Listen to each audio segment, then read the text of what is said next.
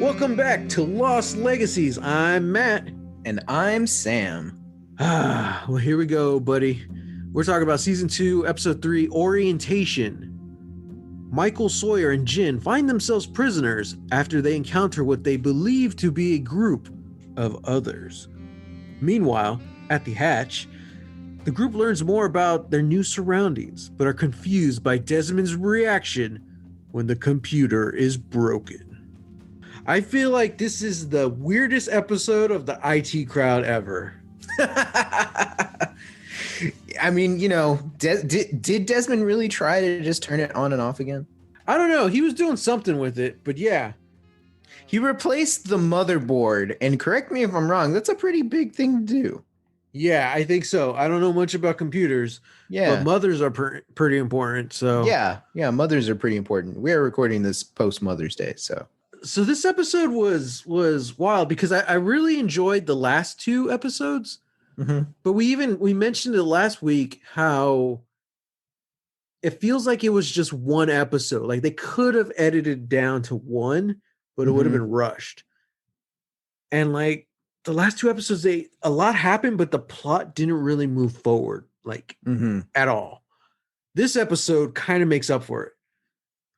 It slowly moves forward, but the way it does, just like Lost, just this, the way it moves forward and the way we get answers is by adding more questions. Mm-hmm. But yeah, like this definitely felt like a 3-parter. Even certain characters like Saeed shows up halfway through. I'm like, oh yeah, completely forgot about him. I haven't seen him since season 1. Yeah. I mean, technically, he has been in the background doing different stuff these 3 episodes, but like we haven't really got to spend time with Saeed. Mm-hmm. So it was kind of a reminder. Same thing with Hurley. It's like, oh yeah, okay. This did feel like one giant episode split into 3. Yeah, but I thought it was this one. I don't know. It was just I've seen it before, and I was anticipating everything, and I loved it. What about you? Since this was your first go, I thought of these 3 episodes so far, I thought this was the most thrilling of them all. Mm-hmm. Especially because we did have like the big setup in the first episode of the hatch. Like we're in the hatch now, we're in the surrounding. The whole thing was leading to the final confrontation between Jack and John and Desmond. And then once we get to the second episode, it's like we're still doing that. We're just doing it from a different perspective, and it's slower. We already know where that's going to end, and it ends on the exact same note. So when it started up again, and I'm like, we've seen this scene. Like this is the 3rd time we're seeing this scene. Mm-hmm. I'm tired of it. Let's move on. How are we going to do it? And we move on in glorious fashion with Kate finding the armory, wielding a shotgun, and knocking Desmond in the back of the head. I'm like, yep. Go. There you go. That's how you move on from stagnant scenes. You give someone a shotgun and have them pointed at someone. Mm-hmm. Yeah, absolutely. But yeah, just like I agree with what you're saying. Like this does feel like the end cap of like a kind of big season opener, because we're still going through the motions from this weird arc that everybody kind of seems to be going on. Jack and Locke are still having this debate that started last season, and this is like the culmination of that event where, their ideologies are now like made manifest in this little dome space. Right. There's a scientific reason that all of this is happening. And yet there is a leap of faith aspect to it. And the entire idea behind this, what feels like an experiment, this observation place, it's purely scientific, that's what it is. And so Jack automatically reads that as like, oh, okay, yeah, it's a psych test. There's nothing going on here. There's absolutely nothing going on here. You don't put in the code, nothing's going to happen. Whereas Locke feels drawn to this, like everything that he's done has led to him going down into the hatch, finding the film, learning about, the numbers and all that. It's like, this is all for a reason. and this needs to be done. You know, it doesn't matter. It doesn't matter if it's real or not. You have to do it. And I just think that that's so cool. I think it's cool that like, and it's such a very interesting way that they've created this space to like literally battle out and test out these two characters' opposing ideologies. And then on top, or at least underneath that, you have Jack slowly coming to the realization that he knows Desmond. He's pissed. And we don't know why, because it does feel like, man, there's a lot of aggression going on here. I'm not sure why. And then like that all comes out at the, I know I'm like jumping around everywhere, but that all comes out in Desmond's final scene where Jack is just more upset because Desmond is the reminder of maybe like Jack's greatest failure, or the life that Jack left behind doesn't have anymore. You know, right now, I don't know what it is, but for me, that was my initial reading into that, is like, there is this person from Jack's past who knows Jack, who knows a little bit of Jack's history. And in that, Jack is pinning all of his anger and aggression about the situation that he's in on the island, the situation that he's in with Locke and the hatch. And he's pinning all of that on Desmond, you know, just about ready to like blow his head off at the end. And when he says that, like, he married her, he married the girl that he said he failed, he married her, and then he lost her. And that right there is just like, oh beans. Mm-hmm. You know, it's just, oh beans. It, you know, it's like, it's tough. And, you know, like there's, I have to say, there is a level of like melodrama and maybe soap opera that the show manages to just like weave into like this sort of high concept, you know, pitch, you know, where it's like, we're going to put all these people on. And it's kind of the thing that we were talking about last season, where it's like season one just feels like a thesis for all of these like writers and artists to like get their aggressions out on their absent fathers. Mm-hmm, mm-hmm. You know, it's free therapy. Season one is free therapy for, you know, your daddy issues. Whereas this episode just does sort of feel like, you know, there's just so much going on. And yeah, I think that they really do just like the writers are really just weaving in this story of like high emotion and, you know, high drama into this setting of the fantastical. And I think it's great. I think this is one of the strongest both written and performed episodes so far. It's great. I love the show. We definitely saw a different side to Jack this episode. I don't know. Like, it is crazy because, like you said, he's pinning all this stuff on Desmond, all these feelings. Desmond represents and reminds him of something he no longer has. But that's only one aspect of it. The other aspect is how, it's like you said, the differing ideologies. You know, we're talking about the differences of Jack and Locke's beliefs, mm-hmm. but there's also the differences between Jack and Desmond's beliefs. Mm-hmm. Desmond, when he first meets him, he was very much like that faithful guy. He's just like, just believe. You know, Desmond was just there saying, like, what if you do fix her? Like, what if? And he did. But then it didn't work out. Mm-hmm. For whatever reason. The miracle and what didn't work out probably have nothing to do with each other. And I think it goes back to Jack's crappy dad and saying, like, you don't know how to give up. Jack didn't just save this patient, he ends up marrying her. Mm-hmm. So what does that mean? What is that relationship?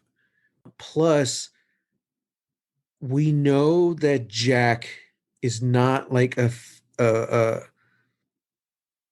I don't want to say spiritual because we're not really talking about spirituality or anything. When I say faith, we're not actually talking about a spiritual faith, at least not right now.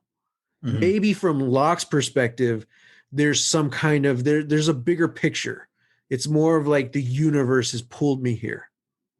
Maybe even the same thing from Desmond. There's a higher power involved. Desmond's the only one who mentions miracles. And again, that was in the flashback. Whereas Jack would he's struggling so hard with this concept of the leap of faith.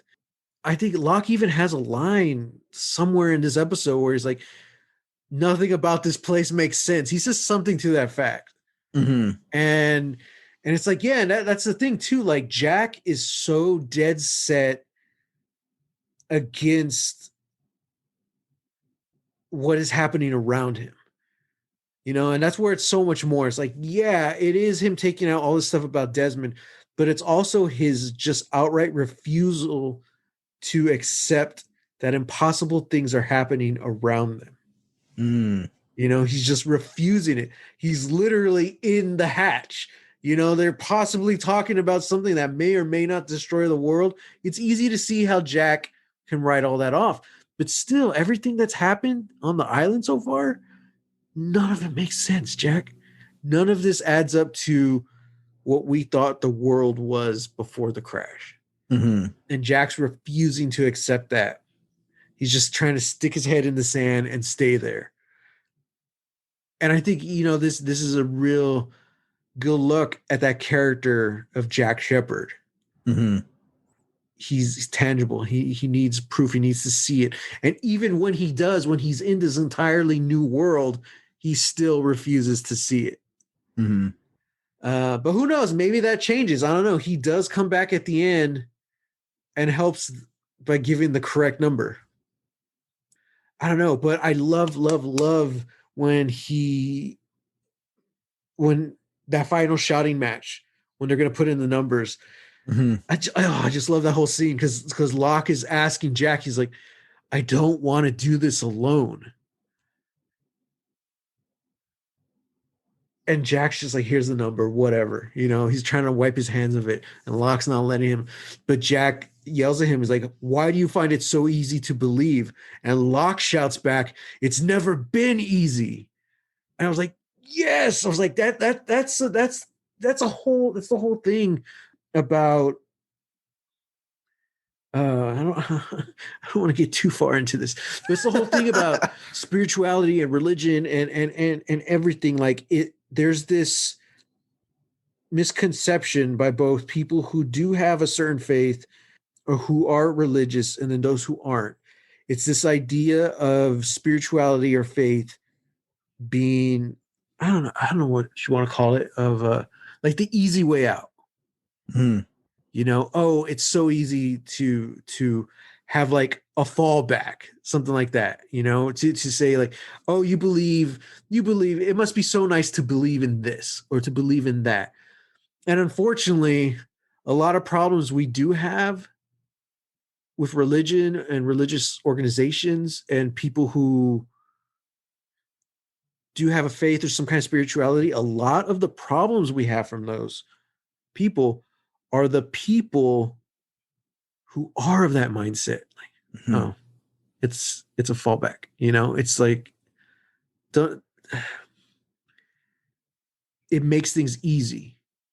And don't even get me started on like the difference between Christianity and Catholicism, because a lot of it is based on that concept. Mhm. It's like this thing we believe in makes it easier for us. When in reality, it's like, no, it makes it more difficult. It makes it more challenging. And that's where Jack and Locke, I think for the first time, they kind of realize that. Like this, they're both seeing it the same way. This is impossible. None of this stuff is possible. Yet Locke is the one who's choosing to walk that path, to Mhm. believe in it. And I just love that whole concept from Locke's perspective. This isn't easy. This is the challenge. This is the test. So I think they finally found some kind of common ground even maybe just for one scene. Mm-hmm. We'll see. But like we said, this seemed like a 3-part episode that has pretty much wrapped up. Mm-hmm. So now we have an entire season 2 ahead of us. I'm really interested to go back revisiting this show and see like, okay, how does this conflict between these two guys evolve over the season, and like what's next? These Mm-hmm. 3 episodes almost feel like an epilogue for the season. Like, okay, now what? What's gonna happen? Yeah. We've talked about everything else in the hatch was kind of extra. Everyone else showing up. I think the one thing we should talk about is the orientation film, which this Mm-hmm. episode was named after. Mm-hmm. How cool is that? Oh man. Oh, okay. And when it starts off, it plays, and who do you see?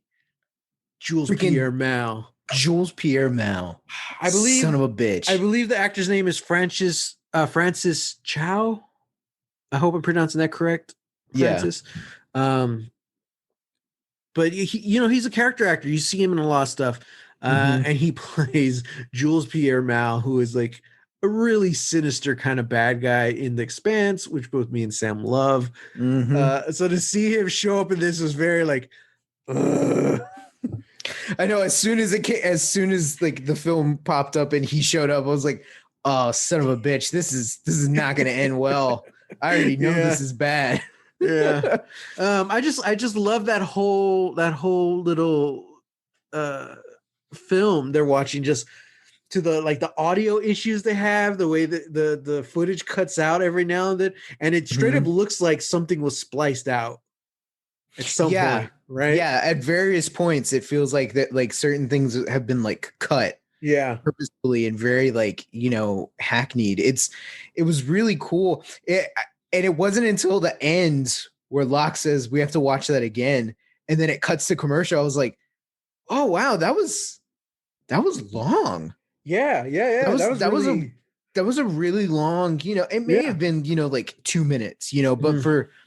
But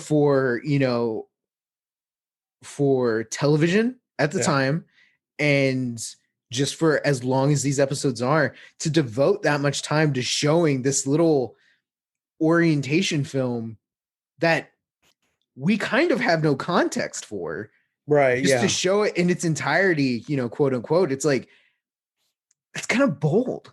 I really like it. And it cuts here and there to see reactions of Jack and Locke. But for the most part, it's just an orientation film. Yeah. And part 3 of 6. Yeah, they do mention that because they're in hatch 3 of 6. The Swan. Okay, so now we're getting some names. Now we know it's called Dharma. We've seen the symbols these last 2 episodes, but now we know, okay, it's the Dharma Initiative. I love it. I love the little music and everything. I think Lost was just, everyone was just latched onto Lost so tight. They're like, give us something, feed us anything, that they could get away with just saying, hey, we're just going to make this orientation film and show it.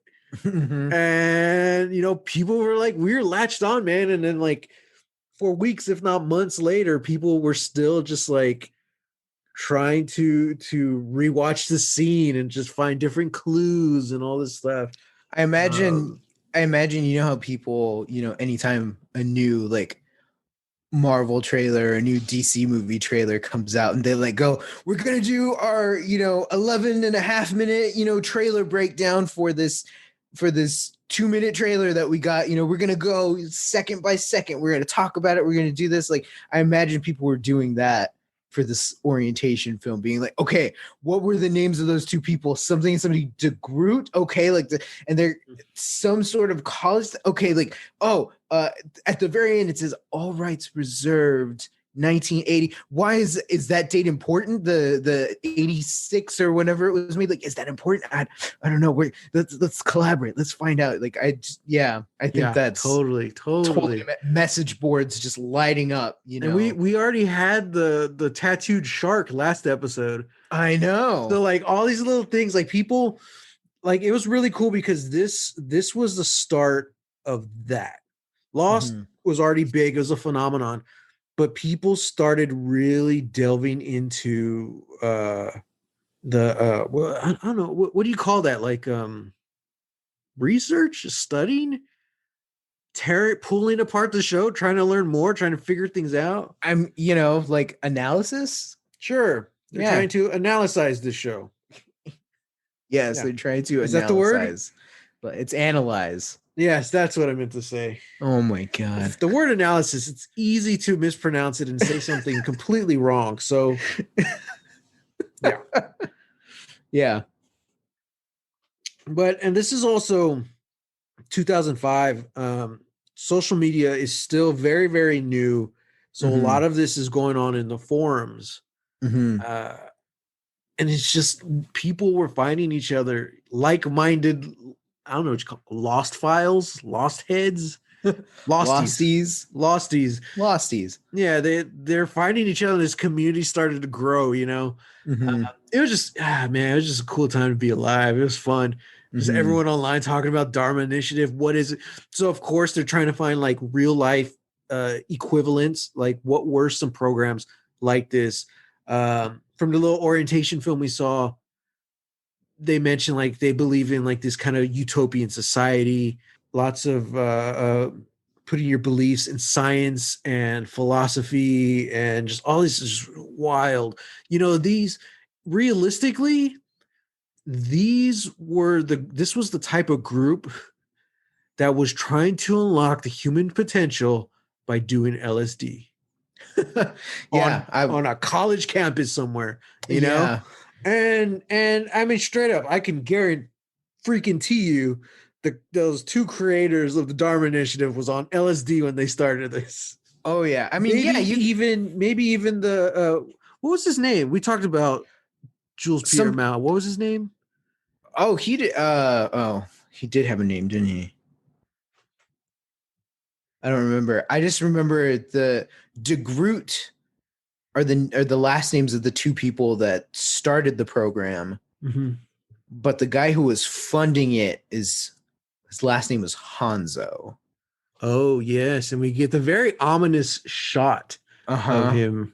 Yeah, I'm like that's very interesting. I always love it when modern filmmakers try and like emulate footage from like I don't know, like the 70s or 60s or something, and it's like it's obviously like superimposed very early stage Photoshop of like this dude, and we're just putting him in a mirror or in a window, but I don't know, I just like it. You know what, give me a second, Sam. I'll edit this out. You gonna go to his IMDb? No, I'm gonna go to the episode. I just want to see if he says his name or not.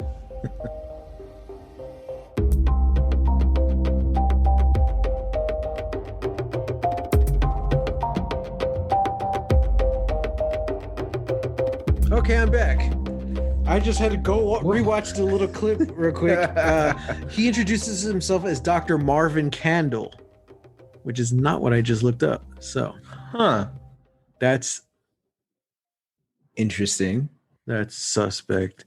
Yeah, that's very suspect. I mean, the entire thing is suspect, like I am all for, trying to figure out utopian, civilization, where we don't have to focus on money. Money is not the driving force of the thing. I want life to emulate Star Trek just as much as the next person. Yeah.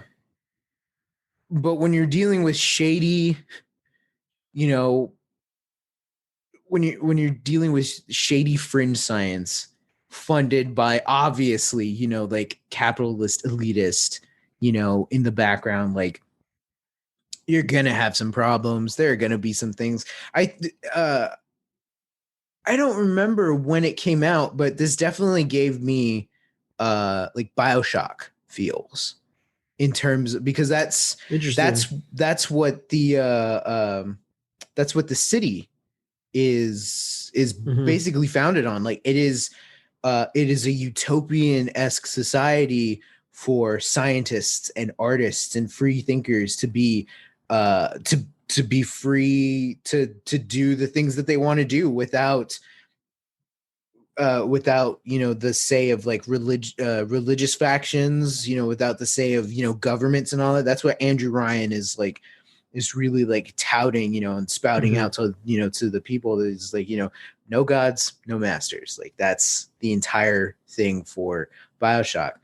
And that's I'm getting kind of heavy vibes from this. It's like, we're trying to just do these experiments and create a utopian society. We want to push society into looking at meteorology and science and parapsychology and electromagnetism. And I'm like, they mentioned they mentioned electromagnets twice by name in this episode. And in the recap, they showed Jack's key being pulled by the electromagnet, which that's got to be a pretty heavy duty electromagnet, because keys aren't like magnetized, right? Yeah.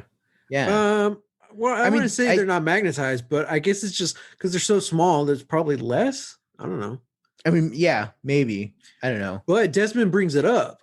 When Jack says it's not real, and he's like, I don't know, brother. When I walk down that hall, my feelings are hurt or something. He says something like that. His feelings. Oh. His feelings are hurt? What do you think this electromagnet is pulling, Matthew? I don't know. It's a metaphysical electromagnet. It's not actually pulling metal. It's pulling out people's souls, trying to suck the souls out of people's body. I could have swore he said via electromagnets. Yeah, but I guess it makes sense. Feelings. Yeah. Which means the key is a magical item and it's got like a soul trapped in it. That's my new thing now. I'm just gonna find little like snippets of things and it'll be like, you know what? The key around Jack's neck that opens up the suitcase full of the air marshal's guns.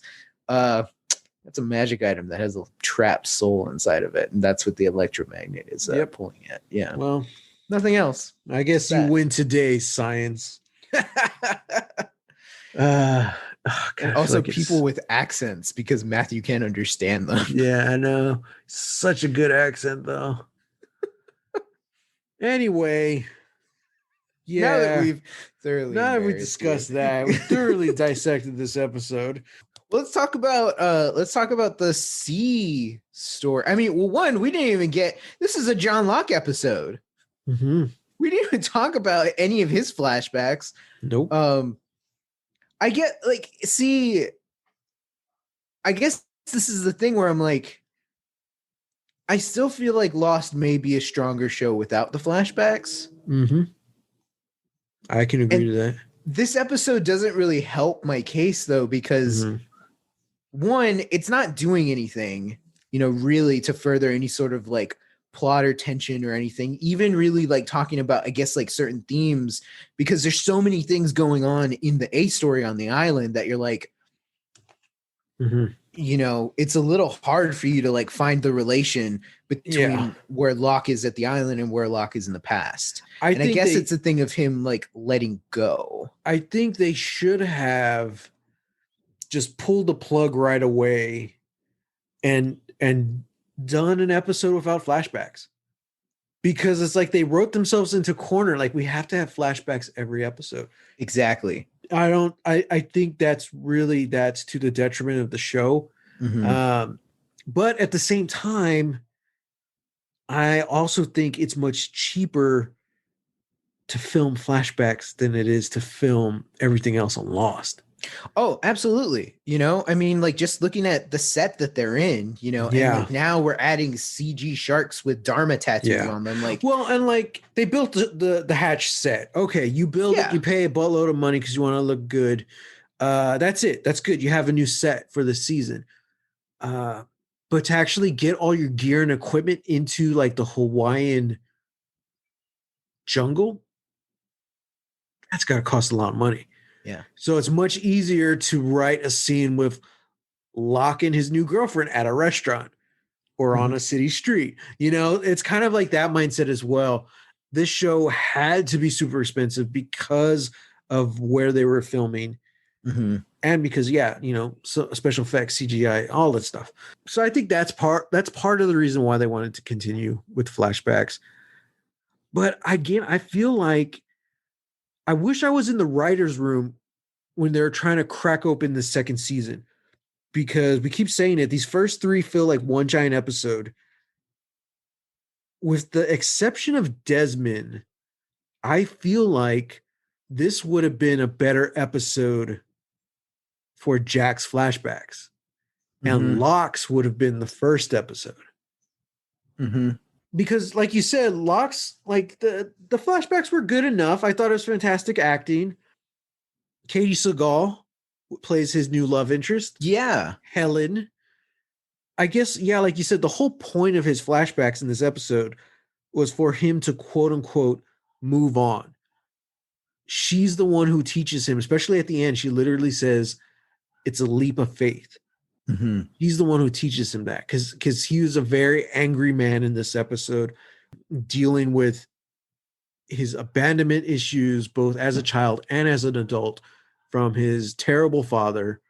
And Helen is the one who kind of, at least this is the beginning, we see she helps him kind of get out of that. We hope, because that's where the episode ends. But we already know what happens to John. According to, like, his flashbacks, at some point he becomes paralyzed at one point, but then he also becomes like a broken man.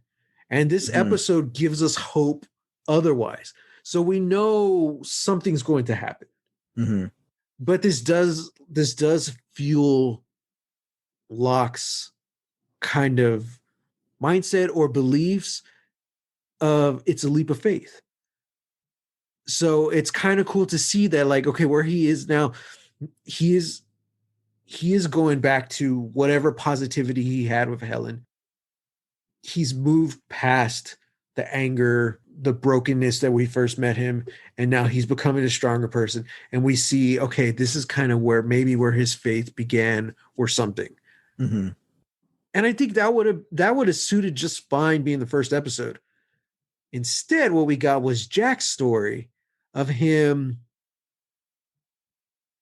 somehow fixing this woman, of this miracle that happened. How cool would that have been in this episode to have Jack's flashbacks all about him learning? I don't know if you want to say learning, but experiencing this miracle. Something impossible has happened. But then to see him on the island totally not believing it and saying, like, no, this is impossible. I would have loved to see those two different opposing, like you said, opposing ideologies, but all within him. I thought that would have been cool. But of course, the whole twist of the first episode is that Desmond is the one in the hatch. Yeah. So I don't know how they would have done it. But, like, I originally think this was a single episode as a Jack episode. And then they quickly realized, okay, we're going to have to move some stuff around here. Yeah. We can't fit it all in one. Yeah. Yeah. I agree. And I think that, yeah, like, to the show's detriment, like, they have to have flashbacks in every episode.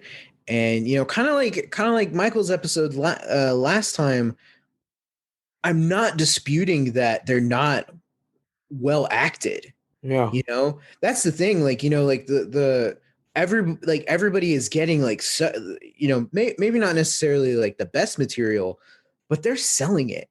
Last week, Michael really sold us on the pain that he was going through with having to accept the fact that he hasn't been around and that he doesn't know his son and that he is just trying to hold on to something.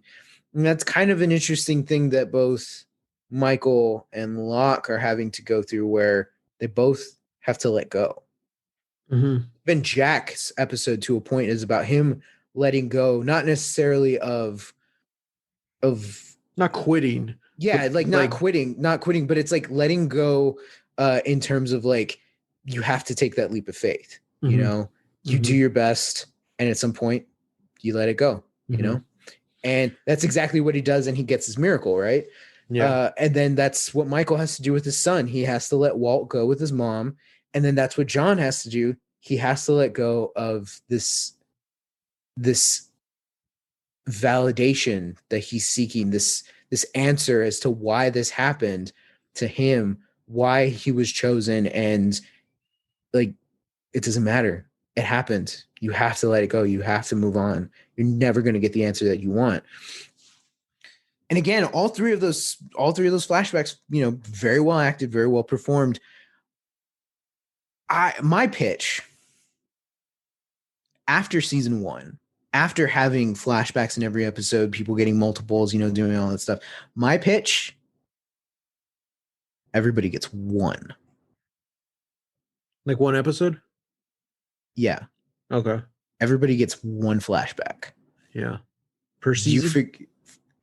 Yeah, per season. Okay. After season 1, because we're experimenting, we're doing this, we're trying to get everything on.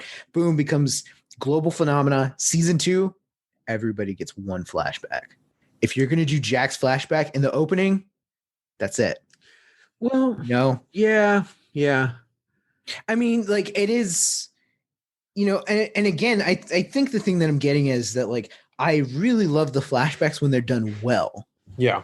Even if they don't necessarily move anything forward or anything like that, like I really like them when they're done well. Yeah. I cringe when they're not good, you know? And then it's just like, why did we even have to have a flashback? They should have just cut it for more of the island stuff. Like so far we haven't had like a terrible flashback. Most of our problems with the flashbacks is that they don't really vibe well with the rest of the episode. Yeah. Which is rough when some of these flashbacks are half the episode. Exactly. Yeah. But my pitch is I was going to go the opposite way. You still do flashbacks every episode, but you do less of them. You don't need 3-4 flashbacks per episode. Yeah, just do 1 or 2. Or hell, we got a TV show. ABC wants to keep us around for years. Let's play with it.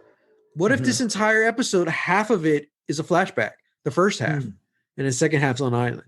Now I understand why that kind of worries people, like, oh, they're going to switch it off or turn it off or blah, blah, blah. But I think you could play with it. You could do different things. Boone's flashbacks were super short, and I like that. It really helped that episode. I wish they went with that mentality with some of the other cast, because all three, Michael, Locke, and Jack, are the 3 flashbacks so far, season 2. They're all pretty good, but they didn't need to be like the whole episode. You could easily trim the fat out of all 3 of those episodes by trimming the flashbacks. So I don't know. I see where you're coming from. I also see how, because my reason for keeping them is I feel like it is important. Each of these 3 episodes, we have got a new piece of the character that we didn't have before. And that's nice. And we're going to see how that progresses their storyline this season. I don't know. I just think they could have done a lot more with flashbacks or I don't know, just playing around with it. With the exception of Charlie, I think everyone has had pretty good flashbacks. Agreed. But if you take out all the island stuff, like the flashbacks they're solid. Yeah. I mean, it would be just like an anthology, short stories, you know? And like, wow, these are pretty good. Like they're legit, especially this season. I think we've seen a good, even though like they're not big flashbacks where it's like, whoa. I think that's the noise I make when, something's good. Whoa. When your mind gets blown. Yeah. Even though they weren't mind blowing, they're pretty solid. I mean, it's like watching This Is Us. It's like, oh crap. Okay, cool. So I don't want anyone listening to think that like we don't like the flashbacks. It's just we don't like the way a lot of them are used with the majority of the show. Yeah. So sometimes when it works, it like fires on all cylinders. When it doesn't, it's very evident. Like, okay, that's like the one time the show feels dated, when the flashbacks don't really vibe with the island content. You're like, yep, that was the 2000s, man. Just wait until someone gets the bullet time effect. Oh man. That'll really date the show. Exactly. God, just like that one Wesley Snipes movie. Oh, jeez. So speaking of bullet time and bullets and guns, let's just talk about the Rafties real quick. Yeah, They're yeah. thrown in a hole, and by the others, and who they throw in? That's my girl Sam Emrod. Michelle Rodriguez is back. You thought she was just a random guest star in the season finale? Of course I didn't. Of course not. No, I'm not talking to you, Sam. I'm talking to them. To them. Yeah. To the others? To they, yeah. Whoever they may be. Yeah, she's back as a badass. Total boss move. Like, oh, I'm a prisoner too. I was also on the same flight. Blah, blah, blah. Sawyer pulls a gun. She punks him out. She takes it. And then she gets lifted out. I just summarized that whole thing. Yep. It was actually pretty good. It was really good. Like, I loved her performance. I love when they're trying to communicate with Jin, like what he's seen, but he only knows like one word in English, which is others. So I loved all of that. All of that was really fun. Even though it wasn't like action packed, the pace was faster than what was happening in the hatch. So it was really nice. And I like that twist. I like the way it ends with Michelle Rodriguez being one of the quote unquote others. Yeah, I don't know. It was a cool little chapter. And now that this quote unquote one single long 3-part episode is finished, I think it'll be easier to jump back to those guys.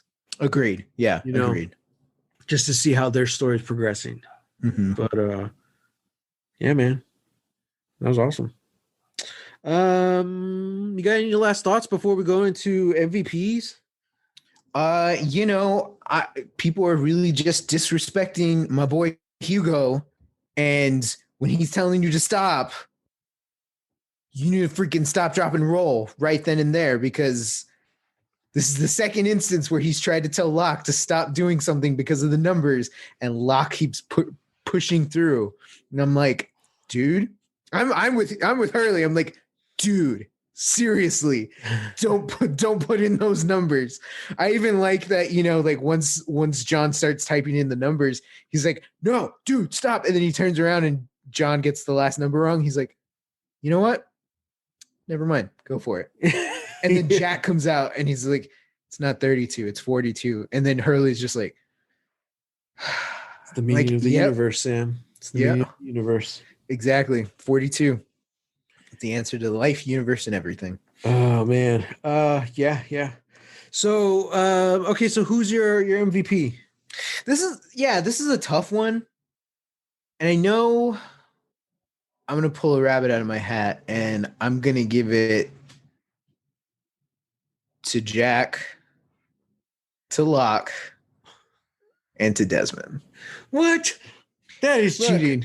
Look, if we did ensemble last time, okay, and did we? I don't remember. Well, not to like not for last episode, but like we did ensemble for part 1 of the season finale, because it was like everybody did so well. Like, how am I supposed to give somebody like just one person MVP? You're insane. Can't do it.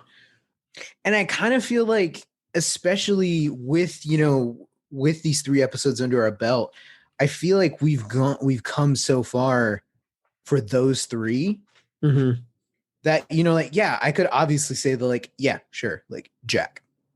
Yeah. Jack gives like just that, that performance, and he's giving it his all. At the same time, so is Locke, especially because this was Locke's episode. And in both the present and the past, you see this, at least in the past, like you see he's in pain. He's struggling to move on. He's angry. And here he's angry because he doesn't know what's happening. And everybody's abandoning this thing that they found, And then you have Desmond, who's just like, he's just giving like this panicked, performance, this man alone, vibes that I'm just like, but when he gets to have these conversations with people, you're like, there's a human being under here. He's not a mad scientist. He's not the crazy apocalypse, prepper or anything like that. He's somebody who was put in this situation, and this is all he's known for who knows how long, 3 years, like potentially 3 years. Yeah, I don't know. At least he said it was 3 years ago that he met Jack, where he was training for his race around the world. That's right. So it's been less than 3 years. So it's been less than 3 years, but we don't know how long he's been here. Yeah.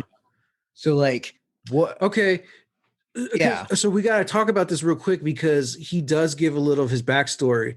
He was sailing around the world when I don't remember if he says he crashed or what, but yeah, he ends up on the island and a man named Kelvin rescues him and takes him down into the hatch. And that's where he watches the orientation film.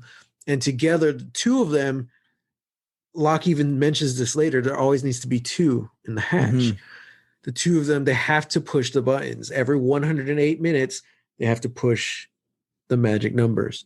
And then at some point, Kelvin dies, and it's just been Desmond on his own since. But there's a lot of little details in there. Desmond keeps saying that people outside are going to get sick. He's taking like the Dharma medicine with him, all this stuff. And once he figures out the computer's screwed, he's like, I'm going to run as fast as I can, as far away as I can. But that just kind of summed up his stuff real quick. But I think it's important because he straight up leaves and we don't know when we're going to see him again. Yeah. But yeah, that was just kind of some info dump he gave all of us. But it was really good. It's just like we were saying earlier, all those new pieces of info and details were just like, whoa, just soaking in my sponge brain. They're going into my lost stew. Yeah. And hopefully by the end of it, that stew's going to turn out pretty well. Yeah. So, yeah, all right. We can give it to the ensemble because I agree. Thank you. I'm going to give it to Giacchino because the music, man. Yeah. Specifically the orientation music. It was so culty. Like you're being pulled into the world. I'm like, we're riding this black rainbow, Sam. We're going in. It's just light enough to where you're like, this is kind of fun, and then it keeps getting like ripped into, and you're like, it is. Yeah, okay. But I don't know if you watch the end credits to the show, but that is essentially the music that was like hidden in there. Like it's just like, rah, rah, rah, rah, rah, whatever. But then you hear do do do do do do do do do do do do.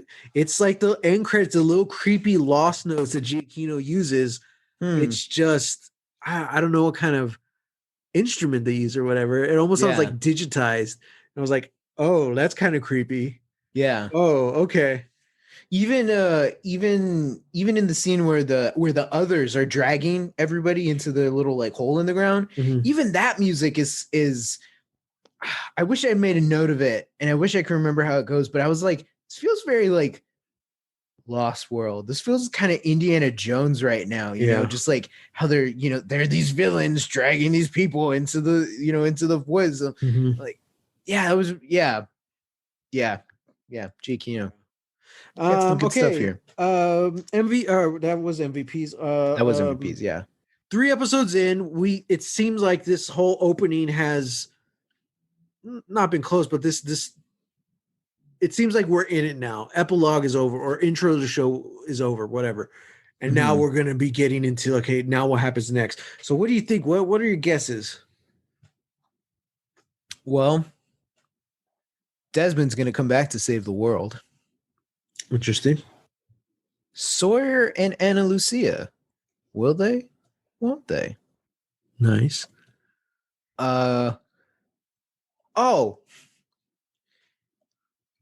Slight tangent, but once again, the polar bears came up in the orientation video.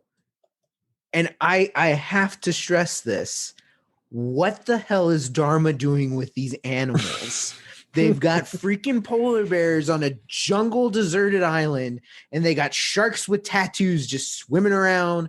They're coastline. Like I have to think that Dharma is trying to do some like, we're gonna make our own.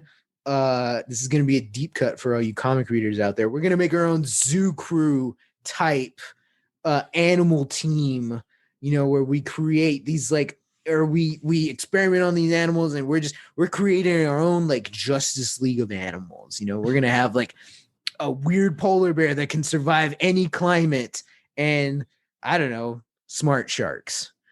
That's Smart all I sharks. got right now. Yeah, That's Dharma is interesting. making an animal Justice League. Is my Okay, and I was gonna say, like, I don't think it succeeds because this is the prequel to We Bear Bears. Oh my god, dude! Yes, Ice Bear. Ice Bear is a direct descendant from the polar bears on on the island. On their yeah, I can totally see that. I'm sure we'll find out all the answers next week when we talk about season 2, episode 4. Everybody hates Hugo. Oh no! That's the title, Sam. No, everybody loves Hugo. In which Hurley has reason to be worried when Jack gives him a job. Oh no. Hey man, economy's rough right now. Honestly, Hugo, same. You can get it, take it. At what cost? At what cost? At what cost? Yeah. Well, guys, we had fun. It kind of feels like the Pistons are going, man. Like it seems like we're starting to pick up speed, especially with this episode. So we'll see. We'll see what happens next.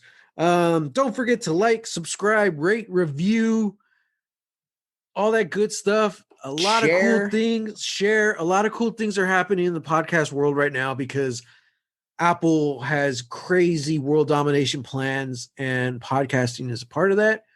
And because of that, Spotify is stepping up their game and trying to compete. So there's a lot of cool new things coming out, and we're kind of, just keeping our ears and eyes open to try and see what we can use and what would be fun. So yeah, go ahead and keep using that Lost Legacies hashtag. I'm watching, and I haven't seen anything so far. So, you keep in mind, the less you post, the more we know. What?